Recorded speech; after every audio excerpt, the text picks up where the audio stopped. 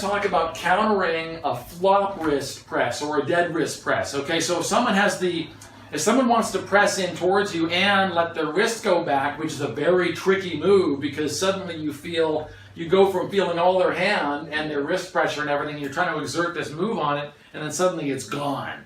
And all the pressure's going somewhere else. Okay, so that can be a really tricky move. But what I want to show you is the counter to that. So remember, both of those moves actually are kind of the same. That outside top roll was very similar to the low hand top roll. We're kind of coming into the same position. We're trying to come out on the hand of the pressing person, okay, open it up, and then try to continue rotating down to the pad. So I'm going to show you how that looks with a dead wrist press. And so Kepa's going to dead wrist press, and I'll show you the counter. So kind of think of it like a low hand top roll.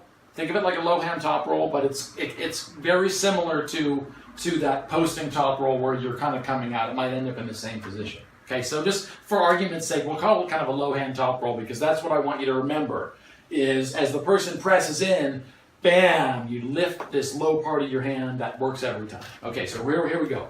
So Kevin's going to start back here because he's going to drive, and instead of the regular press with the straight wrist, he's just going to let it go into a dead wrist or a flopped wrist, okay? And so what I want to do to counter that is I'm going to do the same, that low hand top roll. If I know what's coming, I'm going to lift the bottom part of my hand so as he comes down, all the pressure goes against his fingers here, okay? And I can get further out onto his hand. So we'll start back at the beginning. Okay, so 1, 2, 3, go. Okay, and I would come out here. Now, once again, we could very easily get a slip here because I continue pulling this way, and he might slip out. Now, remember this. So if I went to do the same move in the straps, okay, the same move in the straps, and I'm going to show you from the other side before we move on to the strap thing. I'll show you in the straps too. It's a little bit different.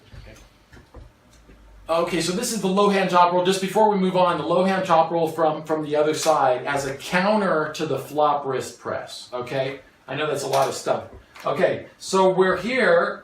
Same thing. Kepa's setting up for an offensive dead wrist press, meaning he has every intention of pressing this way and letting his wrist flop at the same time. Okay, so if he gets out onto my hand here or my fingers, okay, that's a really difficult position for me because I got no strength here to pull them back. And the harder I pull, the harder I pull, the more I go down. Okay, so I can't allow that to happen. So what I'm going to try to do is counter with a low hand top roll. Okay, so even if I know he's going to flop, a low hand top roll will work here, or that type of motion. Okay, so we're here. We're setting up just like normal. He's going to drive on 3, 1, 2, 3, go. He goes into the flop. Okay. I get my hand way out here on top of his hand, okay, and here's the trick, okay? We're here, I'm going to press down into the table, straight down. If I'm on top of his hand in this flop position, instead of doing what might be natural, which is just pulling back and trying to pull him over here, which is fine, he's going to slip, okay? So if I got him here, press straight down into the table. Okay, and then you can still mix in a little bit of dragging back and a little bit of rotation, but really try to keep that downward pressure, and you won't get a slip. You'll be able to pin the man right there. Okay,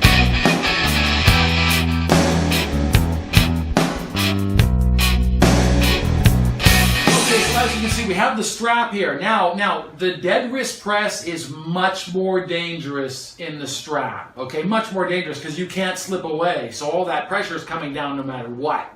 Okay, but remember, the counter is the same. The counter is the same. You're still going to try to low hand top roll. You're still going to try to come out into that posting top roll position. Okay, same rules. Okay, even though we got the strap. Here we go. So we're starting back at the beginning. He's offensive. He's using an offensive flop wrist or a dead wrist press. So his move is to come in on my hand, and his wrist is going to flop. Okay, and he's going to try to bring me down. Now, I can already feel there's a lot more pressure pulling here just by any movement he has downwards, okay? And he has all this dragging room back here. So he has a lot of different moves he can attack me with. So here's the defense, same thing. Okay, as he goes into his attack, if I know it's coming, I'm going to try that same thing, that low hand top roll. 1, 2, 3, go. I'm going to try to come out on hand, but see, he can still continue this drive, okay? So I got to come out on top, okay? I got to stay close to my arm. I got to take him away from his press. That's the whole key. whether the straps or no straps, I have got to rotate out to keep him away from his hand, okay? So, because if he gets in here and he gets behind his arm and I try to pull, I got nothing, yeah, because he's got all this power in behind his hand, okay? So if I can counter, even if he's in the strap, he's going to continue driving here. If I can get out, just out here a little bit, just enough to where I can stay on top of his hand, I can go down, pressure, and I can use the strap to my benefit and then rotate him back out of the position. So let me show you that from the other side. Okay, just so I want you to see it from the other side. Same defensive counter, okay? Same counter to a flop wrist press. He's using a flop wrist press. I'm going to counter with that low hand top roll into a posting top roll, okay? So once again, when I set up, if I know he's going to do that, I'm going to set up inside my body like any other time. I do not want to be out here on the right-hand corner because he's pressing, okay? That's my elbow foul. They're not going to give it to him. They're going to give it to me, okay? So I got to close in here so I get a little more meat behind my body, okay? So on go, 1, 2, 3, go. He's going into a flop, okay? And that's my move right there. It puts him in a really bad spot because his power would be here. Okay, I'm bringing him this way. Okay, so as he goes 1, 2, 3, go. Okay, I'm thinking low hand top roll, so I'm not thinking of just yanking him back and trying to come out on top of his hand. Okay, that's fine too, but I've noticed a little more success if you low hand top roll into that. Okay, so it's almost like a transition. 1, 2, 3, go. Rotate on, and then that way you can keep him away from his arm, okay? You can continue rotating here, pressure, pressure, pressure, and then rotate down or some other kind of move. So that's a great counter to the flop wrist press.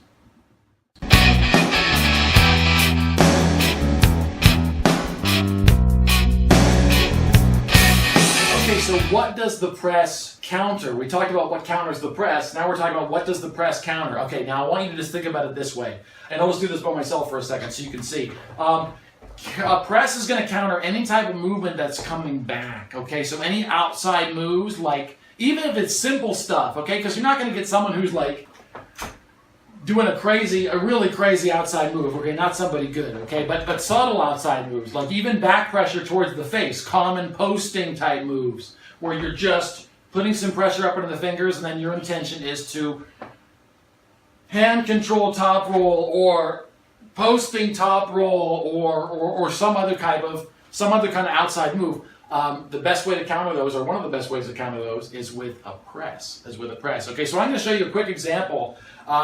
So as I said, a press is great for countering outside moves. So as a great example, Kepa's going to go for a posting top roll, which you know is basically putting pressure up high into the fingers, right? Breaking through my grip and then coming over. But remember, it relies on pressure. It relies on his ability to hammer curl back in this direction. If his arm's out of position, it's not going to work. I mean, that's what makes this a great counter. That's what makes the press something to think about when you're dealing with an outside arm wrestler. Okay, so we're going to come in here. Kepa's going to set up for a posting top roll, so he's going to put pressure up. It was just one of the two most common types of top rolls. Okay, and we're going to cover those in the outside section. But brief example: he's going to come up over his fingers. He's going to grip over the fingers here. I'm going to try to get a high grip too. That's kind of his attack, is coming up high. So as he drops on his tricep and starts to attack, yeah, see, I'm getting pulled this way.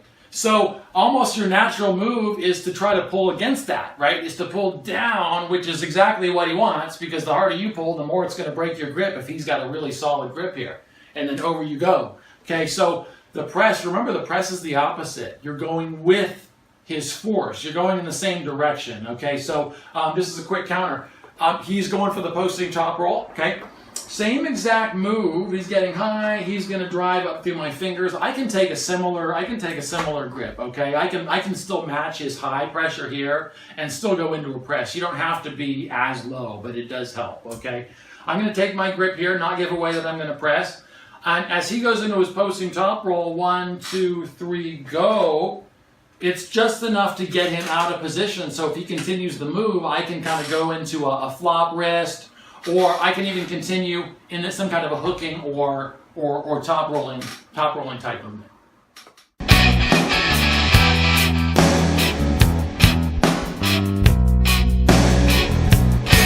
So Pressing in the straps. Now, we've already covered this a little bit, absolutely, okay? We covered pressing in the straps a little bit. I just wanted to touch on it again. Remember, for techniques, when you're in the straps, pressing is much more effective, much more powerful, and you have a lot more, as far as all moves go, you have a lot more options when you have the strap on, okay? When you don't have the strap, you can't do any of the moves that don't require all the finger and gripping strength where you're normally holding onto your opponent. You don't need to be focusing so much on that. You can focus more on rotation or back pressure or dragging or whatever else. And so you have a lot of variations where you can put pressure, since you're attached here, you can put pressure where you absolutely can't without the strap. So it's like you have a whole new set of techniques, okay? So I want to cover a little bit of that right now, okay?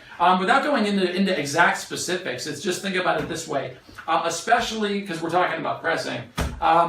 Remember that the straight wrist press was just like, if Kappa was going to post in top roll and we were in the straps, it would be the same move. I would try to counter with a press, okay? My arm would be straight, same thing, 1, 2, 3, go, okay? But with the strap, okay, you can also add, like if the wrist gets flopped, for instance, if he continues that pressure down, you can have the option to kind of come in behind your hand, and you have a lot more power coming behind it, so you can worry less about if your wrist slips, because you know it's not going to. So that's just something for thought. But some of the basic movements, and I already covered this a little bit, some of the basic movements, once you have your wrist turned, especially in the flop position, once you have your wrist turned, remember that you still have availabilities here. You don't have to worry so much about gaining your wrist back, okay? If it's flopped over, okay, you can just keep some control here on the wrist, on just low on the hand, keep it from moving too much, okay? And then you can continue. You want to face your hand. You don't want to turn away from your body, so it's still safe, okay, even though it looks a little bad, okay? Hand is flipped over. Okay, so as he's coming down, you can generate back pressure. Okay, I'm not curling, I'm not doing like a bicep curl here. I'm not doing any curling motion at all. I'm just pulling back. So he's going to go over, I'm pulling back. Okay, so I'm exerting power here and keeping him from taking me down I'm not doing like bicep curl, which is what it maybe looked like. I'm just pulling my arm straight back, holding this angle, okay? And you can add to it your rotation. So I'm still pulling back and rotating, okay? And you can add pressing to it. So if you can get him behind your hand, there's a lot of, as you can see me here, there's a lot of motions you can do. I can press right towards him, press, okay? If I run out of room, I can drag back and bring the arm down, okay? Same kind of thing. I can press in this direction, press. If I don't have enough power to bring him down, I can just drag back. I can pull back to center. If that's still not enough, I can rotate out, come back up, press, drag, change levels. And so there's a whole circular motion of things you can do once you get into this pressing position. So if the wrist is straight, a lot of times just letting it go into a flop and practicing those techniques on your own can make you really deadly in the press. So I'm going to show you this from the other side.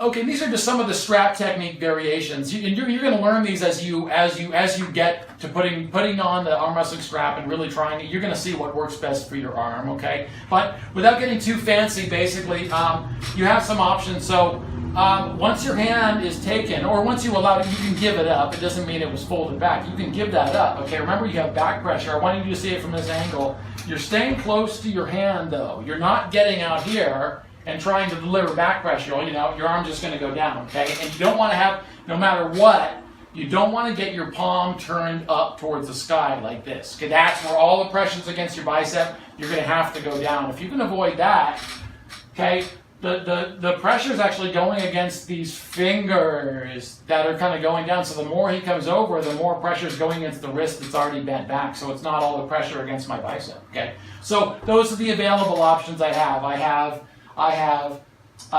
dragging, okay?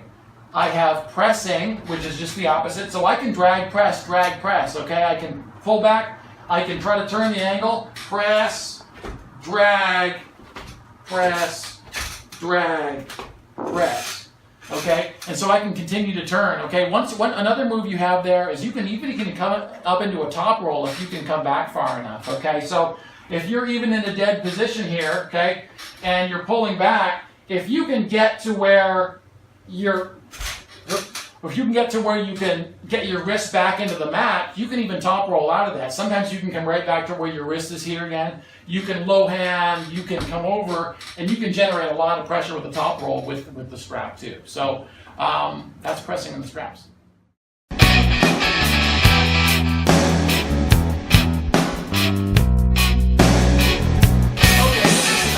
Transitioning with the press. Okay, so for this one, remember, just like we were just covering, there's a lot of transitionary moves you can do from a press or to a press. And I wanted to give some examples of kind of what I mean here.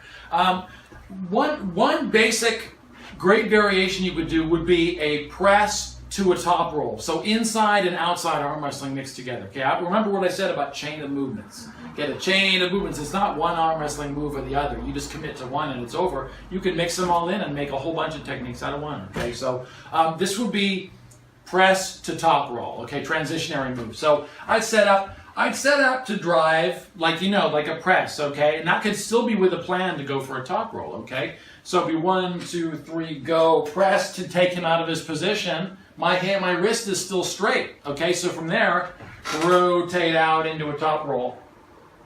Okay, and come right down. You're going to see Michael Todd. He's the great defensive arm wrestler. He gets way down into that defensive position, kind of a defensive top roll where he's way back away from his arm. He continues back pressure and continues to pull back and just rotate, and then he'll transition too. He'll transition up to a press and come down, or he'll come right down into a flop. Okay, and he'll press down. Okay, so he's transitioning all the way from a huge low top roll or a huge defensive top roll all the way up into a press. So a cool thing about the press is that if Kepa's pulling back this way, if you're locked with someone and you're both pulling back hard against each other, a good surprise move is a press. Okay, so as you're pulling this way, he's pulling back. He doesn't expect you to suddenly come up and press his arm down, okay? Because it's surprising. So if you're ever stuck like that and you're pulling back against each other, okay, just sit up, get a little angle. Remember, you want to cut an angle still. You don't just press right back towards him, okay?